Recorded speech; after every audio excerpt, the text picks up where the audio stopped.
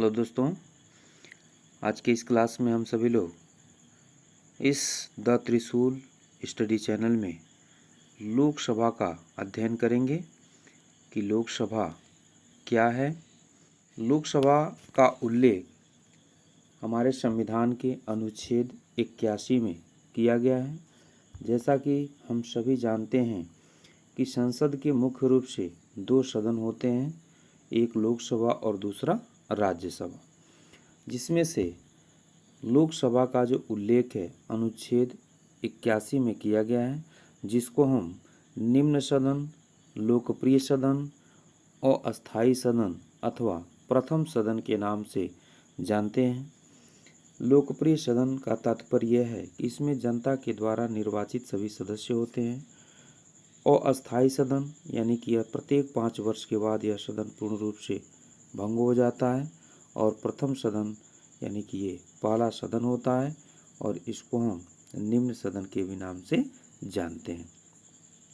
लोकसभा में जो सदस्यों की संख्या है वह अधिकतम 552 निर्धारित किया गया है और वर्तमान में जो सदस्यों की संख्या है वह 545 है। जो 530 सदस्य हैं विभिन्न राज्यों से, 20 केंद्र शासित प्रदेश से और 2 एंग्लो इंडियन निर्धारित किया गया है। उसी तरह से वर्तमान में जो 545 सदस्य हैं उसमें से 530 सदस्य विभिन्न राज्यों से आएंगे, 13 सदस्य केंद्र शासित प्रदेश से और 2 एंग्लो इंडियन होंगे। परंतु 104वां जो संवैधानिक संशोधन हुआ है उसमें लोकसभा और राज्य विधानमंडल में जो एंग्लो इंडियन के सीटों के आरक्षण की व्यवस्था की गई थी उसको समाप्त कर दिया गया है और SC ST के आरक्षण को अगले 10 वर्षों के लिए क्या कर दिया गया है, बढ़ा दिया गया है। तो इस तरह से हम कह सकते हैं कि जो अधिकतम सीटों की संख्या है वह वर्तमान में 550 और जो न्यूनतम है अर्थात जो वर्तमान में सदस्यों की संख्या है वह है 543, क्योंकि जो 2 एंग्लो इंडियन वाला सिस्टम है इसको क्या कर दिया गया है, हटा दिया गया है। क्योंकि वर्तमान में 28 राज्य हैं और 8 क्या है, केंद्र शासित प्रदेश है। तो इस तरह से वर्तमान में लोकसभा की जो सदस्य संख्या है वह 543 है यानी कि 543 है। इसके बाद से देखते हैं भारतीय संविधान के अनुच्छेद 82 में यह भी व्यवस्था है कि प्रत्येक मतगणना के उपरांत परिसीमन आयोग संसद के आदेशानुसार विभिन्न निर्वाचन क्षेत्रों के प्रतिनिधित्व में आवश्यक परिवर्तन करेगा और 1971 की जनगणना के आधार पर परिसीमन आयोग के द्वारा अगली लोकसभा की सदस्य संख्या के संबंध में निर्णय लिए गए हैं। और 42वें संवैधानिक संशोधन के अनुसार अनुच्छेद 82 में संशोधन करते हुए व्यवस्था की गई थी कि लोकसभा और राज्यसभा के निर्वाचित क्षेत्र 2001 ईस्वी तक यथावत वही रहेंगे। इसके साथ ही साथ 1971 की जनगणना के आधार पर निर्धारित किए गए अब 84वें संवैधानिक संशोधन 2002 के आधार पर लोकसभा में कुल स्थानों व राज्यवार प्रतिनिधित्व की संख्या 2026 तक यथावत रखने का निर्णय लिया गया। अर्थात जो लोकसभा की सदस्य संख्या है वह अगले यानी कि 2026 तक वही रहेगी, उसमें कोई परिवर्तन नहीं किया जाएगा। इसके बाद से हम देखते हैं कि सदस्यों का निर्वाचन किस प्रकार से किया जाता है। लोकसभा के सदस्यों का जो निर्वाचन है, चुनाव है, वह प्रत्यक्ष रूप से जनता के द्वारा किया जाता है। अब तक अर्थात जब हमारा संविधान बन करके तैयार हुआ उस समय जो वयस्क मतदाता की आयु थी वह 21 वर्ष निर्धारित की गई थी, परंतु 61वें संवैधानिक संशोधन अर्थात 1988-89 में 61वां संवैधानिक संशोधन हुआ और इस संशोधन के अनुसार जो मतदाता की आयु थी उसको 18 वर्ष अर्थात वयस्क की जो आयु है 18 वर्ष निर्धारित कर दी गई और उसे मताधिकार प्राप्त होगा। अब लोकसभा के सभी निर्वाचन क्षेत्र को भी एकल सदस्य रखे गए हैं।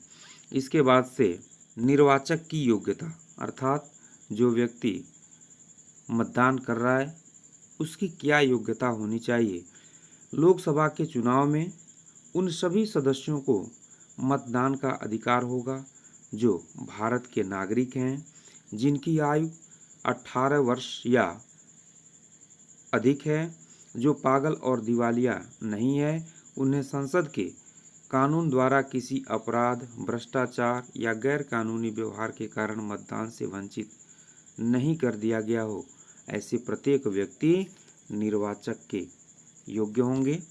इसके बाद से सदस्यों की क्या योग्यता होगी, इसके संबंध में हम देखते हैं।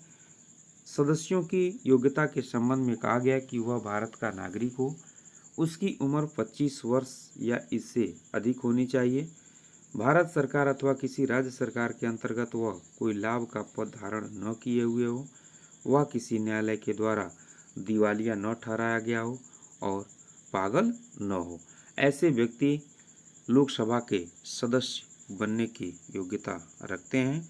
इसके साथ साथ लोकसभा का जो कार्यकाल है वह क्या होता है, तो लोकसभा का कार्यकाल मुख्यतः 5 वर्ष का होता है, लेकिन प्रधानमंत्री के परामर्श के आधार पर राष्ट्रपति के द्वारा लोकसभा को समय से पूर्व भी भंग किया जा सकता है। संकट काल की घोषणा लागू होने पर संसद विधि द्वारा लोकसभा के कार्यकाल में वृद्धि कर सकती है, अर्थात 5 वर्ष से पहले भी इसका कार्यकाल समाप्त हो सकता है, या फिर विशेष परिस्थिति में अर्थात संकट काल की स्थिति में इसके कार्यकाल को 5 वर्ष से अधिक भी बढ़ाया जा सकता है। एक बार में ये जो बढ़ाने की प्रावधान है वह 1 वर्ष ही होगा, अर्थात अगर कार्यकाल इसका बढ़ाया जा रहा है, 5 वर्ष से 6 वर्ष किया जा रहा है, तो वह 1 वर्ष के लिए ही होगा। और 1976 में लोकसभा के कार्यकाल को 2 बार 1-1 वर्ष के लिए क्या किया गया था, बढ़ाया गया था। इसके बाद से हम देखते हैं कि सदस्यों के विशेषाधिकार कौन कौन से हैं, अर्थात लोकसभा के सदस्यों को कौन सा विशेषाधिकार प्रदान किया गया है। संसद सदस्य अपना कर्तव्य उचित रूप में कर सके, इसके लिए उन्हें कुछ विशेषाधिकार प्रदान किए गए। पहला विशेषाधिकार है कि संसद के नियमों एवं आदेशों का पालन करते हुए सदस्यों को संसद में भाषण की स्वतंत्रता प्राप्त है।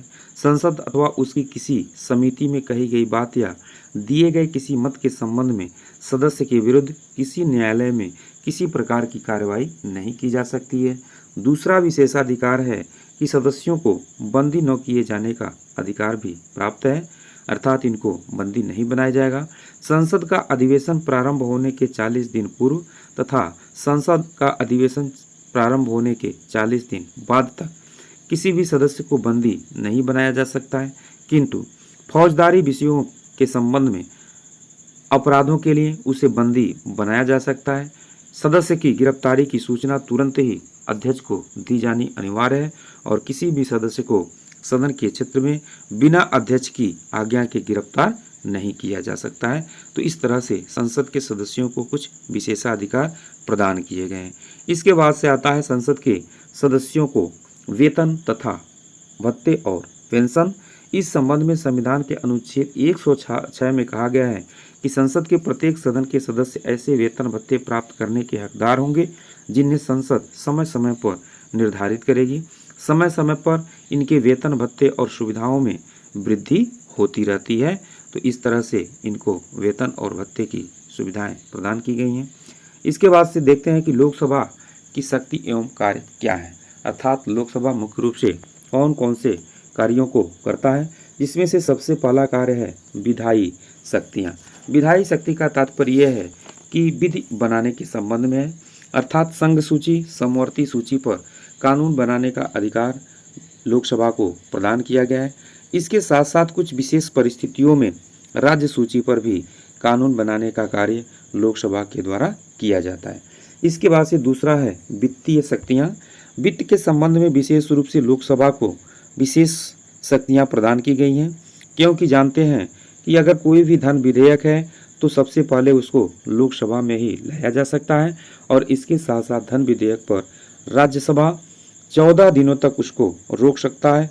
अन्यथा की स्थिति में वह अगर 14 दिन में किसी तरह की क्रिया प्रतिक्रिया राज्यसभा के द्वारा नहीं दिया जाता है फिर भी उसे लोकसभा से पारित मान लिया जाता है।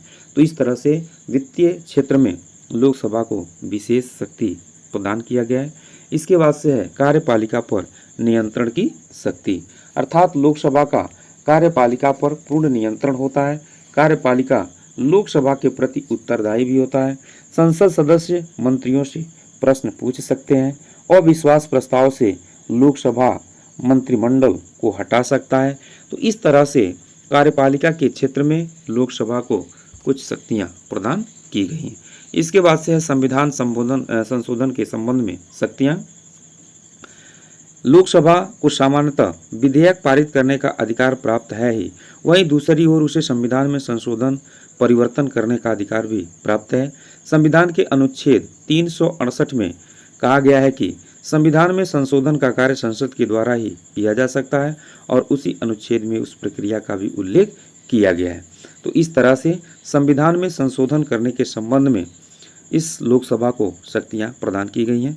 संसद के दोनों सदन अलग अलग अपने कुल बहुमत के द्वारा उपस्थित एवं मतदान में भाग लेने वाले सदस्यों के 2/3 बहुमत से अगर विधेयक को पारित करते हैं तो संविधान में संशोधन संभव होता है। तो इस तरह से संविधान संशोधन के संबंध में लोकसभा और राज्यसभा को बराबर की शक्ति प्रदान की गई। इसके बाद से है निर्वाचक मंडल के रूप में शक्तियां एवं कार्य। तो निर्वाचक मंडल के रूप में लोकसभा के द्वारा आप सभी जानते हैं कि अनुच्छेद नंबर 54 के तहत लोकसभा, राज्यसभा और विधानसभा के जो निर्वाचित सदस्य होते हैं वह राष्ट्रपति के निर्वाचन में भाग लेते हैं और अनुच्छेद नंबर 66 के तहत अर्थात 66 के तहत लोकसभा और राज्यसभा के वे सभी सदस्य उपराष्ट्रपति के निर्वाचन में भाग लेते हैं। तो इस तरह से निर्वाचक मंडल के रूप में भी लोकसभा का महत्वपूर्ण स्थान है। इसके बाद से है जनता के शिकायतों का निवारण, अर्थात लोकसभा के द्वारा सदस्य प्रत्यक्ष रूप में जनता के द्वारा निर्वाचित होकर के आते हैं और उनके द्वारा जनता की शिकायतों, जनता के विचारों, भावनाओं, यहाँ तक कि सरकार तक पहुँचाने का जो कार्य है वह लोकसभा के सदस्यों का होता है और इस तरह से यह जनता की शिकायत का भी निवारण करने का कार्य करते रहते हैं। इसके बाद से देखते हैं कि लोकसभा के संबंध में कुछ महत्वपूर्ण जानकारियाँ। प्रथम जो आम चुनाव हुआ था वह 1951 और 52 में हुआ था और पहली बार लोकसभा का जो गठन हुआ था वह 17 अप्रैल 1952 को हुआ था। इसके साथ ही साथ लोकसभा का जो पहला सत्र है वह 13 मई 1952 को प्रारंभ किया गया था और लोकसभा के प्रथम जो अध्यक्ष थे वह गणेश वासुदेव मावलंकर थे। तो इस तरह से इस क्लास में हम लोगों ने लोकसभा का अध्ययन किया। फिर से अगले क्लास में हम लोग मिलते हैं। तब तक के लिए आप सभी लोगों को बहुत बहुत धन्यवाद।